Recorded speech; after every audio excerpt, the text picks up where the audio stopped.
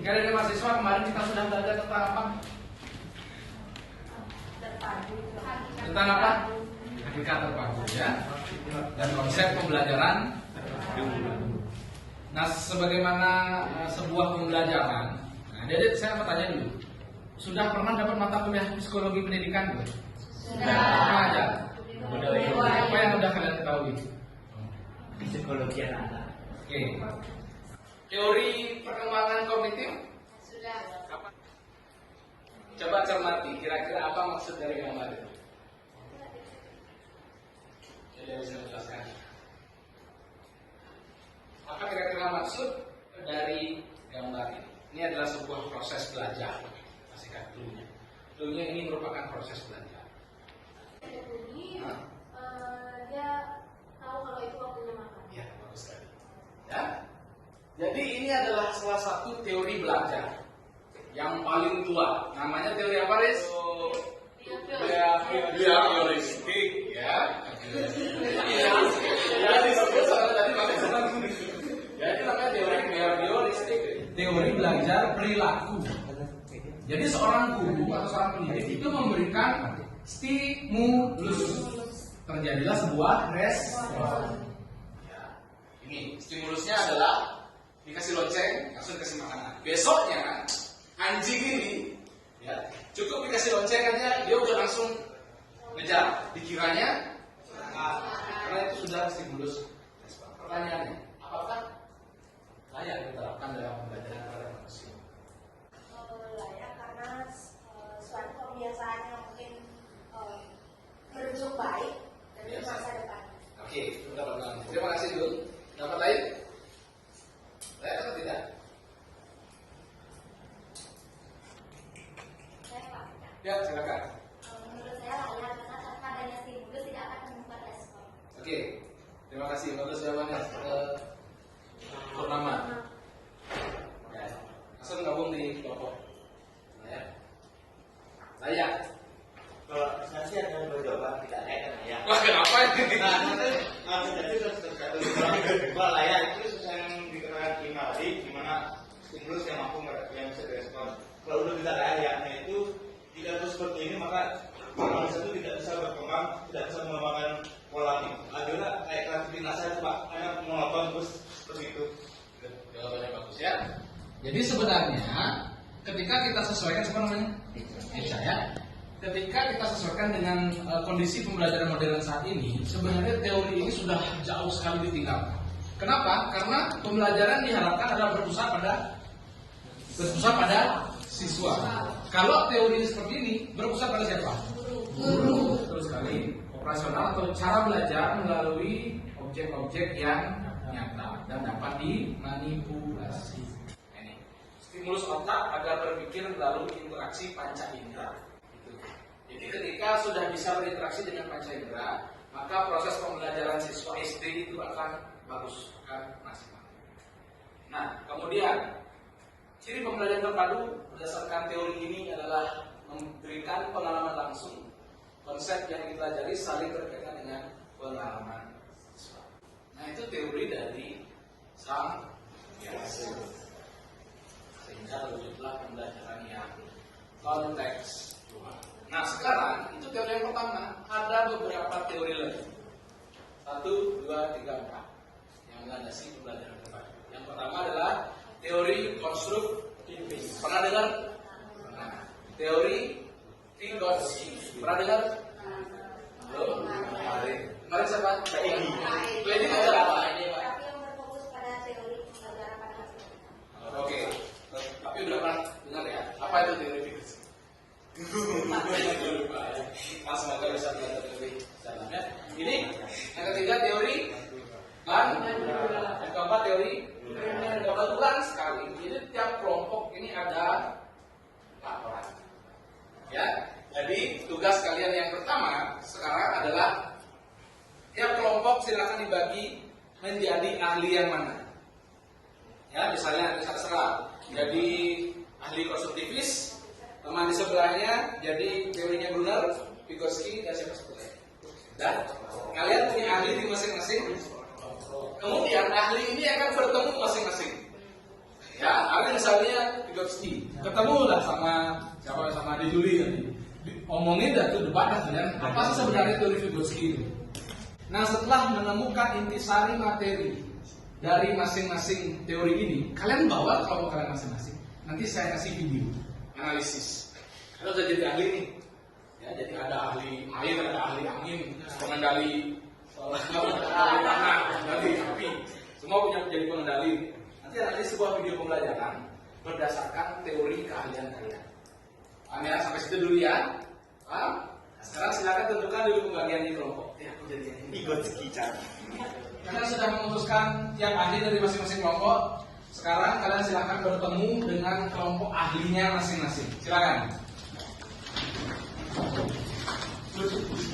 Vygotsky.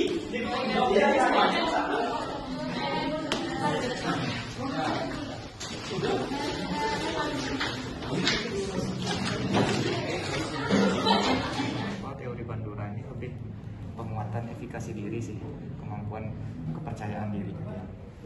Sehingga di sini anak itu sebenarnya adalah tujuannya mencari kenyamanan dalam dirinya untuk memilih jalur menjaya dalam jalur yang benar.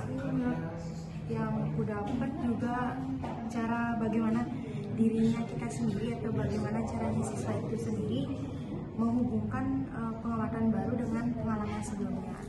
Buku matematika yang dulu dan kan kita tuh bonekanya punya contoh masing-masing inti. Saya sebelum memulai kelas guru memberikan suatu beberapa kata untuk kita bisa ulang tersebut. Kemudian anak tersebut belum dapat membaca kata tadi dan disediakan. Kemudian guru membantu dengan menulis di depan dan mendampingi siswa.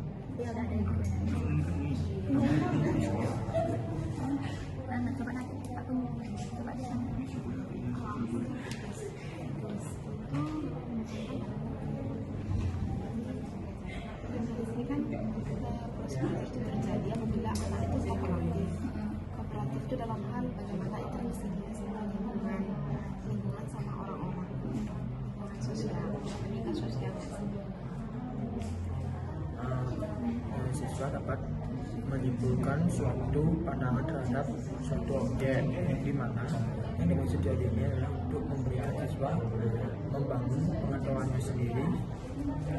Lanjutin dengan apa aja bakat di dalam bakat tiga ini.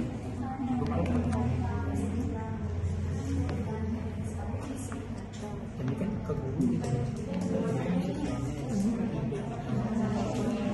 Aktivisme itu siswa diberikan keleluasaan berpikir sendiri melalui pengalaman mereka dan guru hanya sebagai fasilitator saja, yang hanya mengarahkan. Ya, pas sekali ya. Tahan dulu. Ini sekarang ini kan kelompok asal. Jadi tiap-tiap ahli ini sudah punya pegangan masing-masing untuk memecahkan kasus sekarang ya.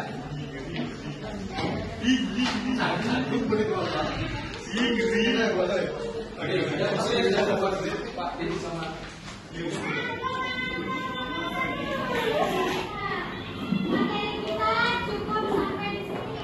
Pedang tutorial tadi dan memperagakannya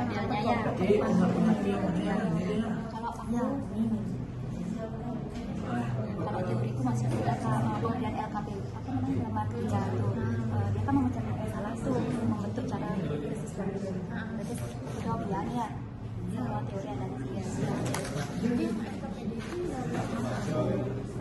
dia ngasih tugas terus kita disuruh melakukan penyelidikan sama aja kamu tentang ide terus kan ada dikasih tahap-tahapan tahap ya sama-sama semuanya. itu juga masuk tahapan Ada apa? ya awalnya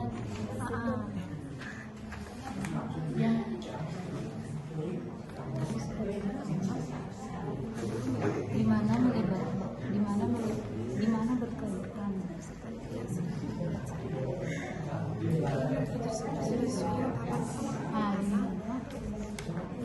semua sudah berkaitan dengan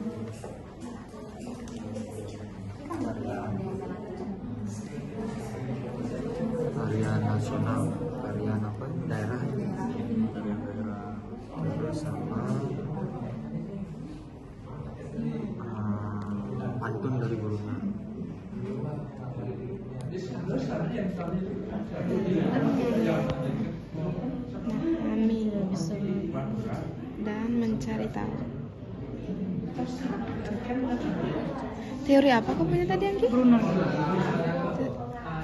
Mencari tahu. Iya, inquiry itu mencari tahu. Gimana siswa? Ada tadi teori yang tadi dikasih LKPD kan? Teori apa tadi? Brunner ya? Gimana siswa? Guru memberikan LKPD. Oh iya. Gimana guru memberikan LKPD? Memberikan LKPD kepada siswa. Benar kepada siswa untuk mencari tahu. Gak apa-apa disingkat kan? Maksudnya? Hah? Belajar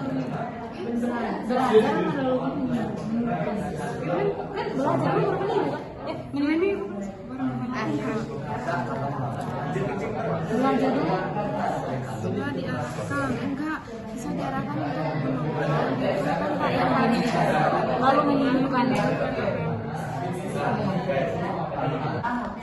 Pokoknya di lingkungannya dia antara siswa sama guru, siswa sama siswa. Pas lu udah kelompok pas bang buku udah, tapi ya nanya berarti. Ada video pertigaan tuh kan? Tiga tuh ya? Ingatnya di pas video itu apa kan ada guru masuk kelas itu kan doa membukti kan. Karena jelas sih. Muncul semua. Ya. Yang pertama ada konstruktivisme di mana tadi kan sebelum pembelajaran dimulai, anak tuh dikasih apa ya? Ditanyain jalan kaki atau naik sepeda, itu kan jadi belajar dari pengalaman dulu karena ada itu kan menciptakan hidup sehat gitu ya. Terus. Yang kedua ada Vygotsky, dikasih tadi gambar LKPD ke siswanya. Nah di sana Vygotsky itu dia membentuk cara berpikir, jadi anak itu memecahkan masalah di sana. Adanya interaksi juga kan ya. Terus setelah itu ada Brunner, bagian apa? Keseluruhan teorinya bertahap itu, jadi dari awal di video itu Tahap satu ada tahapannya. Yang Pada teori Bandura itu guru menunjukkan suatu media seperti pedang, koma Kalimantan, dan memberikan tutorial tali dan memperagakannya. Sebagian besar sudah benar ya. Ya di mana kan benar, karena kan sebelah baku. Di situ tuh masih belum ada kayak pembelajaran secara mandiri itu Pak, karena guru masih menyiapkan murid-muridnya seperti itu Pak. Masih menyiapkan muridnya dalam kasus ini, dalam kasus memberi belajar secara langsung. Ada yang belajar tinggi. Jadi gurunya aja ngasih penjelasan, tidak ada aktivitas gurunya. Bukan itu maksudnya Pak. Maksudnya Eca itu dalam garis besar materi apa yang dijelaskan. Silakan anak-anak coba cari dulu apa sih sebenarnya materi ini. Jadi itu dulu kita beri penjajakan awal. masalah, kita sudah nilai jawab, lalu kita menjelaskan seperti itu Pak. Siswa bisa membangun pengetahuannya sendiri. Agar bisa membangun tentu lebih efektif dihubungkan dengan pengalaman sebelumnya. Terus Vygotsky belajar melalui interaksi sosial. antara siswa dengan lingkungannya. Betul. Nah, siswa belajar. Pak, mungkin ada satu tambahan Pak. Ya. Apa dalam hal konstruktivisme yang bisa nanti dilakukan dalam pembelajaran ini? Mungkin seperti halnya apa yang dilihat di video, mungkin mengawali suatu pembelajaran itu dengan satu kata. Yang misalnya contoh seni. Misalnya. Nah, menurut kalian seni itu apa? Kita kumpulin dulu menurut Curah pendapat. Ya itu namanya curah pendapatnya. kita punya judulnya dulu seni itu. Seni. Nah, menurutnya misalnya Juli apa seni? Tuliskan apa itu seni. Nah, tulis. Nanti kita simpulkan. Bagus. Itu namanya curah pendapat lewat brainstorming. Ya, Di awal yang pernah dia dia lakukan, yang pernah mereka alami. Betul. Bagus sekali ya, itu bisa diterjemahkan. Tadi Vygotsky sudah apalagi konstruktivis sudah, apalagi belum? Hanura. Hanura teori apa itu? Meniru yang benar. Meniru pemodelan. Cara melalui pemodelan ya. Kemudian Brunner